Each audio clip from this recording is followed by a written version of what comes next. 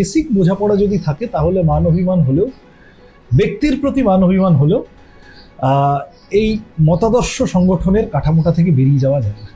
আমি জানি না ওর মাথায় কি ঢুকেছে।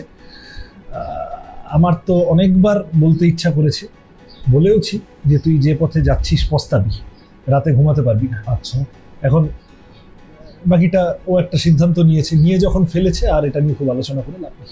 রাতে ঘুমোতে পারবি নার কথা আপনি বলেছেন, কালকের এই ঘটনার পর থেকে আপনি রাতে ঘুমোতে পেরেছেন? আমি গতকালের পর একটু হালকা হয়ে গেছি।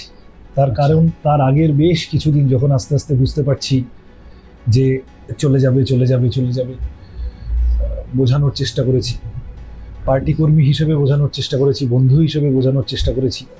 যখন ফাইনালি বুঝে গেলাম যে আর এটা আমার হাতে নেই, তখন খানিকটা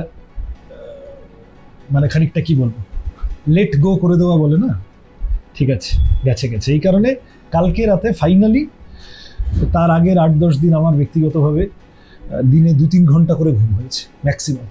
ফলো করুন বর্তমান।